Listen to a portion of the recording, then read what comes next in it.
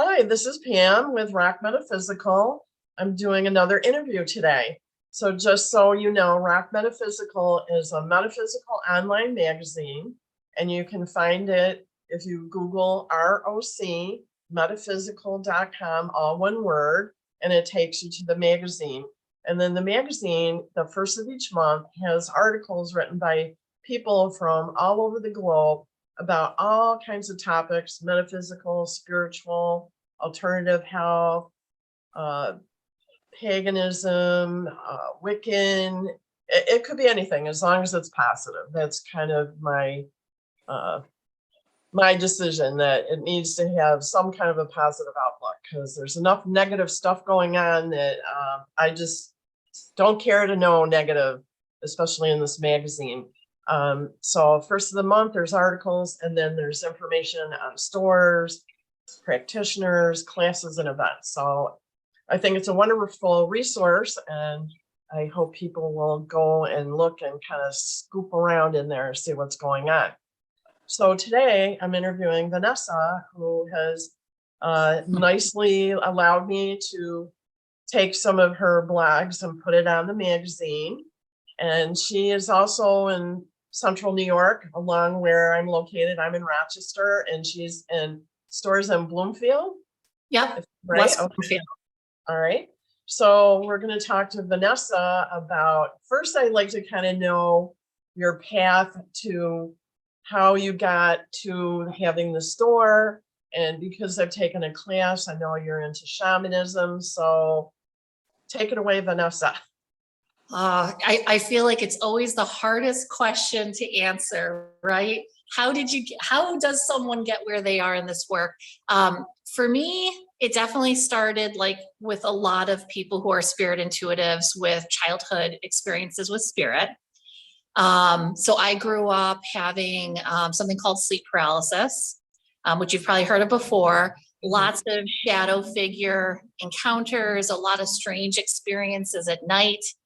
And, really that's how I grew up. I never thought to myself that I would go down the road of being a spirit medium, a psychopomp, which is something I'd love to talk about, or a healer. It wasn't something that it was more just something I experienced. It wasn't something that I thought I'd actually do something with someday.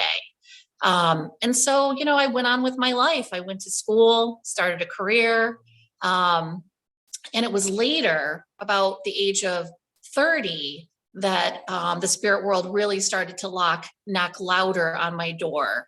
And I had an experience where my husband and I were living in an old Baltimore row house. And I woke up in the middle of the night, and I felt like something was kind of pulling my spirit like this. It felt like, it wasn't a positive feeling. It was definitely something that I was scared of in the moment, but it felt like something was trying to pull my spirit out of my body. So then I had this, another spirit being come who grabbed my arm, and in another language said, "Wake up." And even though it was in another language, I knew what was being said. The next night, only the spirit who said, "Wake up," arrived, grabbed my arm again and said, "Wake up." And this time it was in English. And how I interpreted that was that an angelic being or a guide had come to my assistance the night before, but was also coming to deliver the message to me that the spirit world had been trying to get my attention for a long time, and wake up, not just literally that night, but wake up spiritually. And so that kind of took me down a road of starting to look a little further, into the unseen worlds. But I still did not delve into it probably for another 3 or 4 years when I moved back to Rochester. And I had an experience with a friend. At the time I had written a novel and that novel had the novel's never been published. It is honestly terrible. Okay. But I was thinking at the time, maybe I would publish it. It was, a paranormal novel, because we always write about ourselves. So it was about, a girl who had sleep paralysis, experienced shadow people, all those things that I had experienced. And I was working with an editor who lived in a house in South Wedge. And she had just moved in like a few weeks before she was contacting me frantically. And I'm like, what is she contacting me for? I thought, is she having boyfriend problems? Like, I'm thinking as mundane can be. So I go over to her house and I look at it and I'm getting chills from head to toe as I'm looking at her house. And I kind of have an uncomfortable feeling. And I go inside and she says, well, I think I'm being watched, particularly in my bedroom. And I didn't know I was a spirit medium at the time. All I knew is that I was empathic. I could feel things. And she goes, will you walk into my bedroom and tell me if there's anything there? I'm like, oh, okay. So I go to walk into the bedroom. I cross the threshold and it was like something came and slammed into me. And it was very heavy. It was very electric, strangely enough. And so I didn't know what to do. So I did what everybody hears, you sage, right? So we went around and we saged. Well, it wound up that there was a spirit there and I took that spirit home with me. And after about 3 weeks of having a really difficult time, I wind up writing the local spiritualist church saying, this is what I'm dealing with. I want some advice. I need some help. And I wound up getting a reading from the pastor there at the time. And she said, you're a spirit medium. You need to learn about your gift. You need to open up to your gift. And, a couple weeks later, I was an introduction to mediumship. Well, and that didn't take long. So that was the beginning. And since then, I've delved into many different things. I am an ordained independent spiritualist minister. But I'm also a practicing pagan. So that is a big part of my life. I do identify in that way as a pagan witch. I'm also have trained in core shamanism as well as Northern European shamanism and magical practice. And I'm an energy healer. So I do a little bit of everything. But really the main type of healing that I identify with most is something that I know we've talked about before, which is called psychopomp work.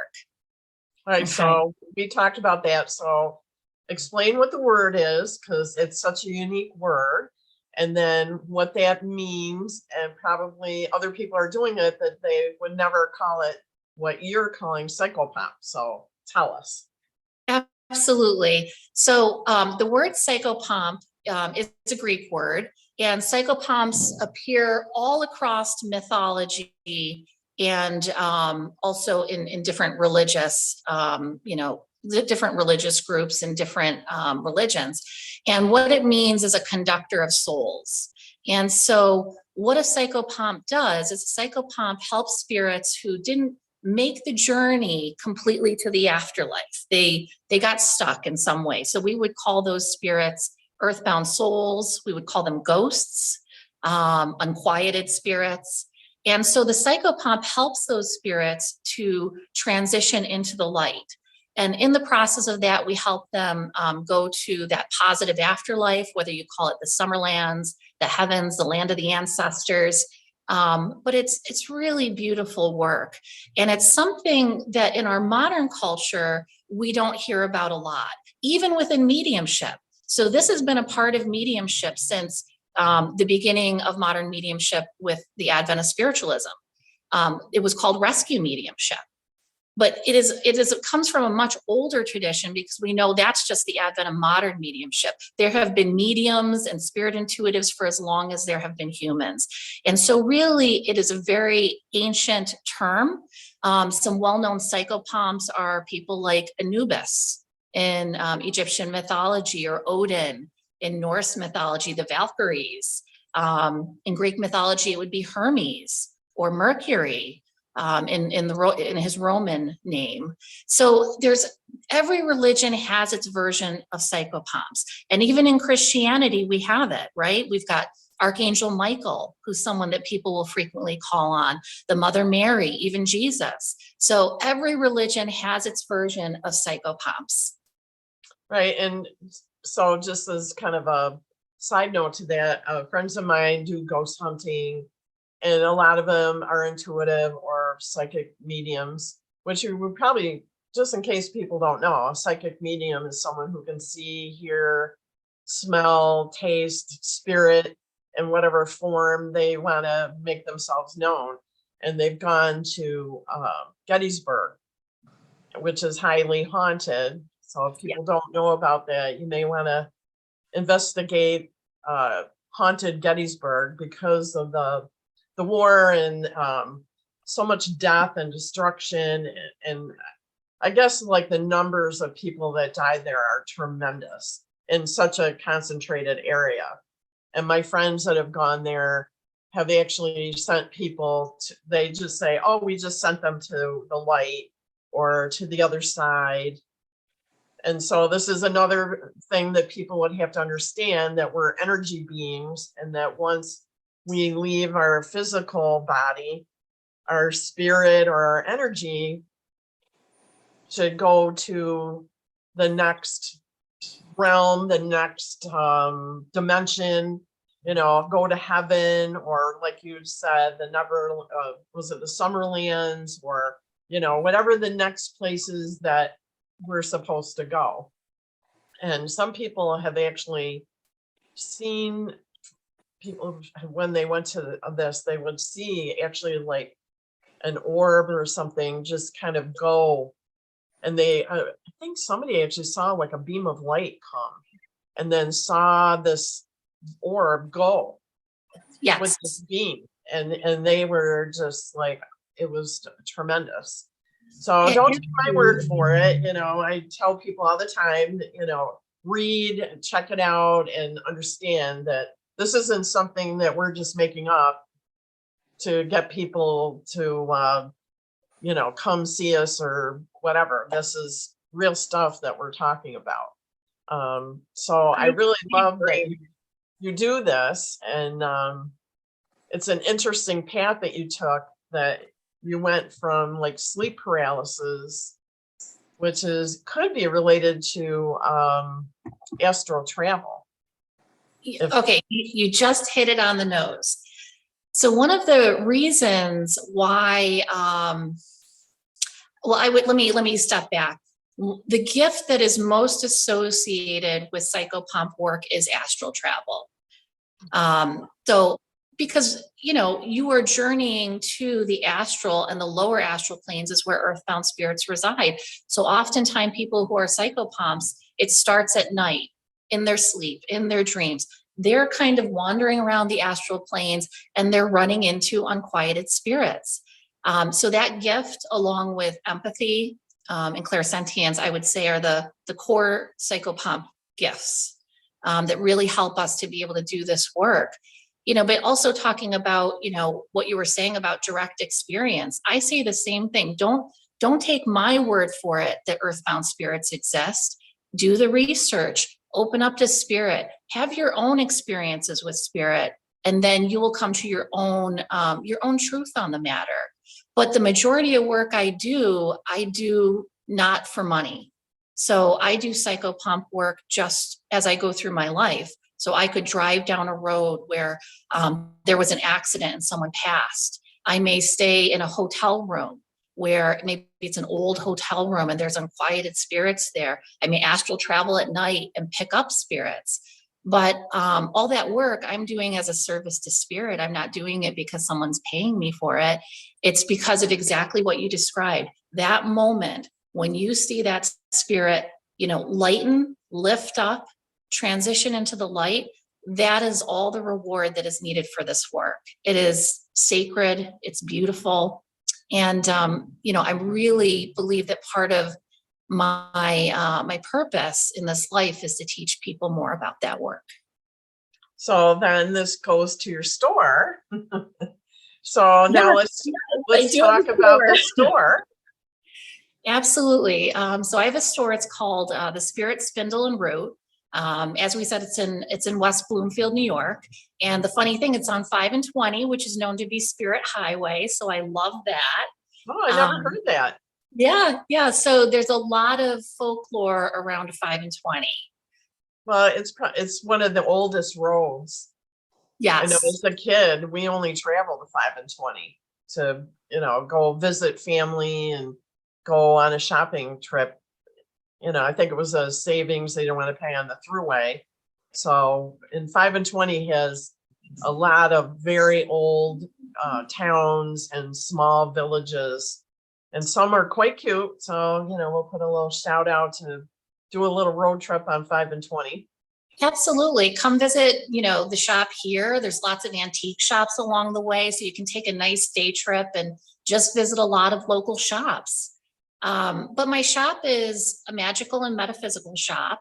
So you'll find things like crystals, you'll find herbs for either spell work or intention setting, lots of clearing herbs. I've got divination tools, so oracle cards and fortune telling teacups.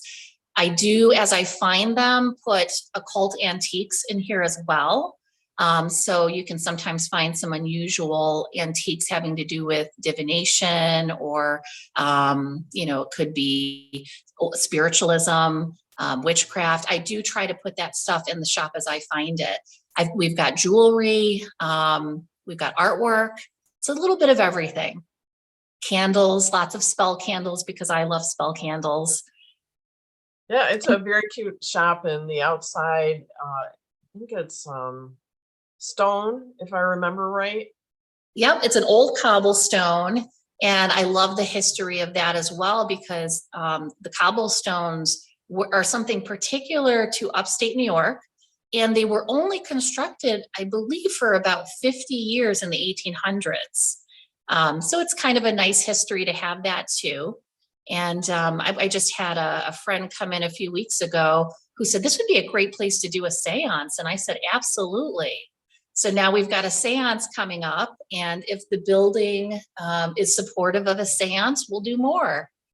Oh, nice. So I know you teach, or you may have other people come in and teach classes. So what are some of the other classes that you're doing at the store? So right now, the only class I have scheduled is for April, and that is going to be Introduction to Psychopompery. We are going to have an herbalist come in later in spring, who's a friend of mine, and she's going to teach a class on herbalism and also on the magical uses of herbs. I will certainly schedule more classes. I will likely schedule classes having to do with mediumship, more on psychopompery, and what I call spirit craft. And spirit craft really is how do you work with spirits? How do you work in relationship with spirits for doing magic? Right. And I think in the past, did you have a book club? Yes, I did have a witchy book club, and you know, we'll see. Maybe if there's interest, I'll bring that back. And I would love to do some circles. So mostly what I will probably offer will be spirit-based in some way. So whether it's shamanism, whether it's psychopompery, mediumship, it's going to revolve around spirit most likely. So I can just say I took the intro into the shamanism, and it's called, is it Northern European shamanism, with a focus on Nordic, I think it was, because you talk about Odin and the 9 realms, that kind of thing. Yeah, absolutely. So I've apprenticed in Northern European shamanism and magical practice. And so that would be, you know, Norse, Germanic, and Anglo-Saxon peoples is where that stemmed from. Learning about, like you said, the 9 Norse worlds, learning about their pantheon of gods, and learning who your spirit allies and who can work with you for healing, for magical practice, for journeying into the spirit worlds. So that will probably be something I offer again. But I definitely tend to be, as far as shamanic practice, I tend to be within the pagan realm of things. And that's just because I'm a pagan and that's what resonates with me. And do you have your own description of what is a pagan? Because I know if someone's looking at this and they're like, ooh, pagans, they're not nice people. And you know, I don't know if you have, a nice description of what is a pagan so people can understand, because I know when I tell people that I've gone to a circle, and the ones that I've gone to are like earth-based, Yes. and acknowledging Earth and the cycles. And that was it. I mean, there was nothing more. And it was just so nice to have that time and place to kind of quiet down and acknowledge that if we didn't have Earth and the cycles, we might not be here. And it's nice that it's just that time to kind of focus. And my yoga teacher always talks about the inner world. So I always kind of tease her about, tuning into the inner world, and then, recognizing the outer world. So, and I think we all need to take time to do that. So what do you say is a pagan? So paganism is a very diverse term. So what I consider paganism might not be what someone else considers to be paganism. There's many, many different forms of paganism in regards to both forms of spirituality as well as religions like Wicca, right? I'm not Wiccan personally. I just adhere to my own version of paganism. And my version of paganism is very similar to what you described. I follow the seasons. So I follow the wheel of the year, which is comprised of 8 pagan holidays, at least as I practice it. And what I enjoy about that system is I follow the cycles of nature as you described. So as nature is doing something, that is spiritually what I'm doing. So right now with spring coming, my spirit is starting to come alive. I will start to have my seeds begin to grow. I become more active, right? And that goes all the way into summer until the fall, when then I'm reaping the rewards of the seeds. So the intentions and goals that I have planted, I'm reaping the rewards of them. And then come winter, I'm having my rest, my reflection, and I'm doing my inner work to release anything that's not serving me ahead of the new year. So I follow internally and spiritually the cycles of nature, and I try to do my inner work in conjunction with what the outer world is doing, as you described.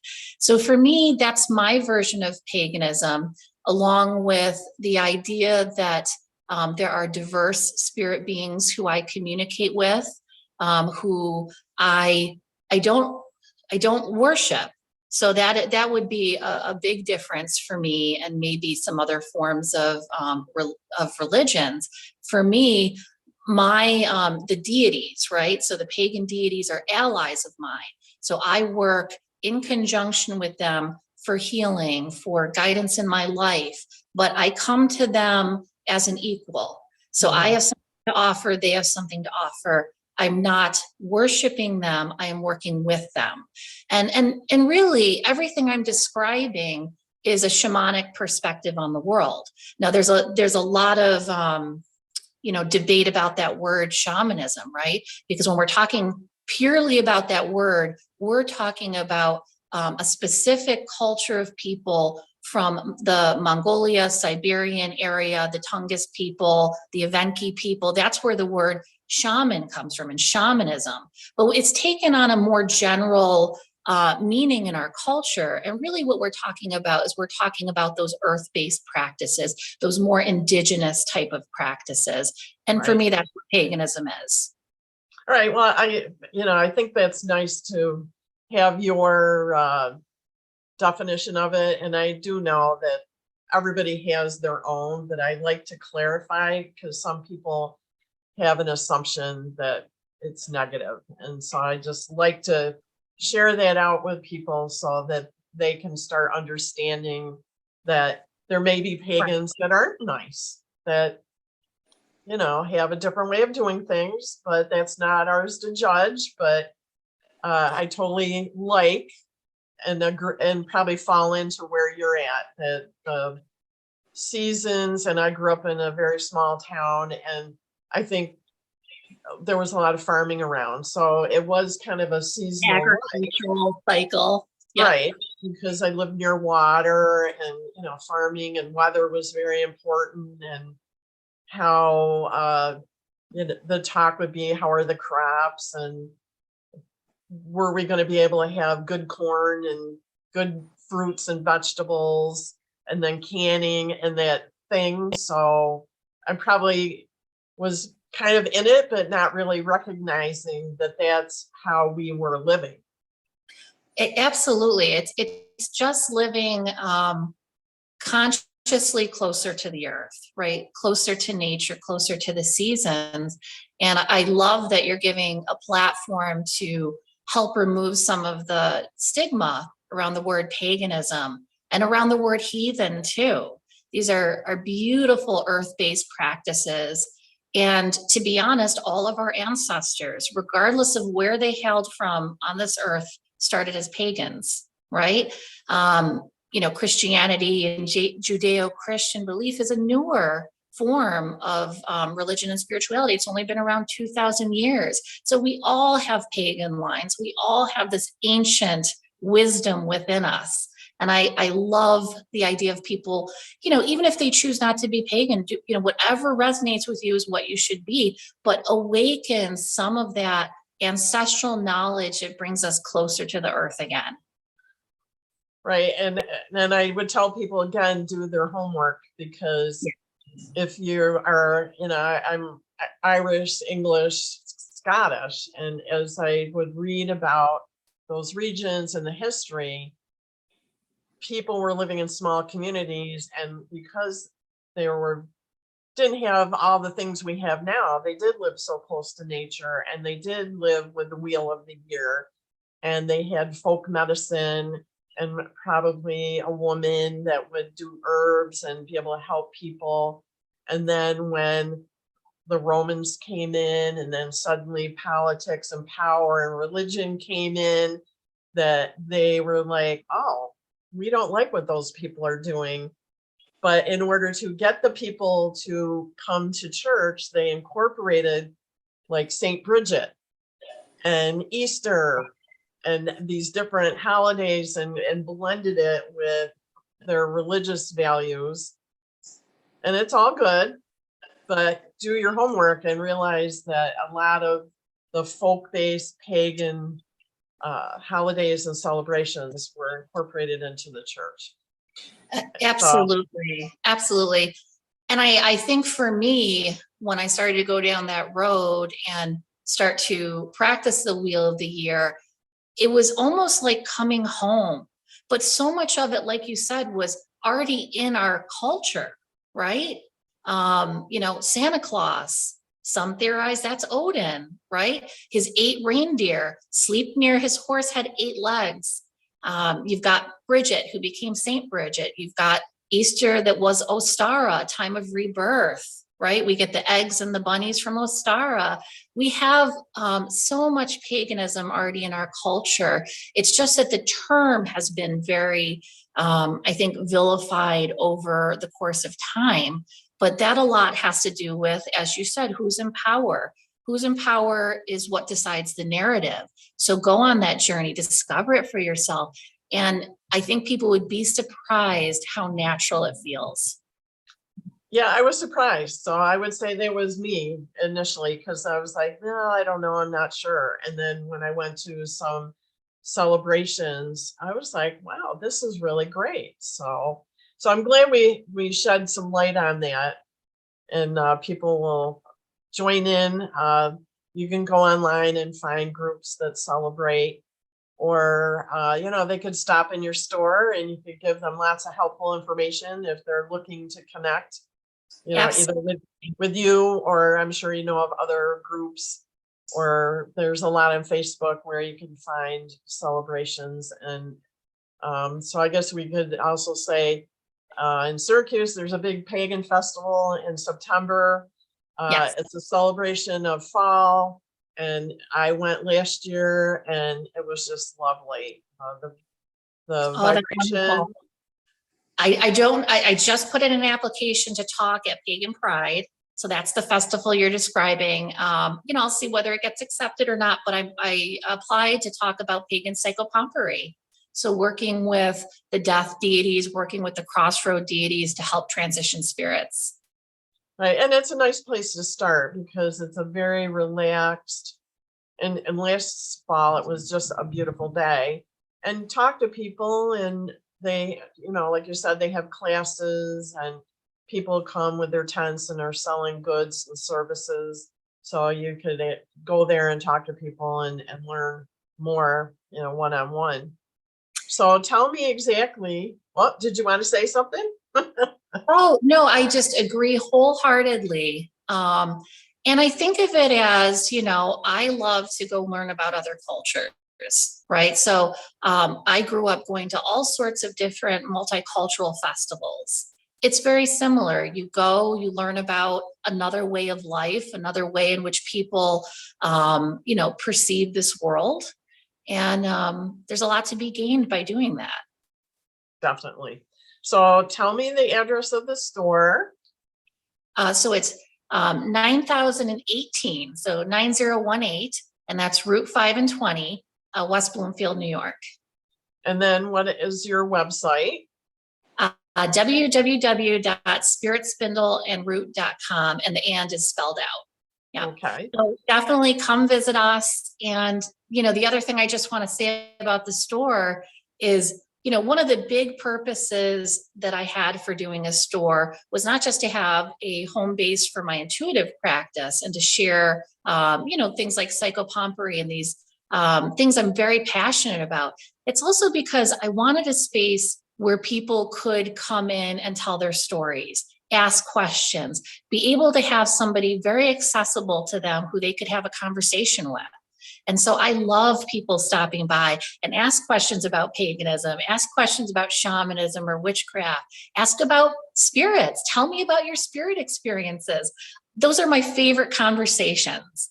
And so I just want to, say that the purpose of this store is a place where people can come and not only buy, metaphysical and magical, items, but tell your stories, come have those conversations. I know if people out there, anything like me, you want to have those conversations about these experiences that you've had, and just get another perspective on it, learn.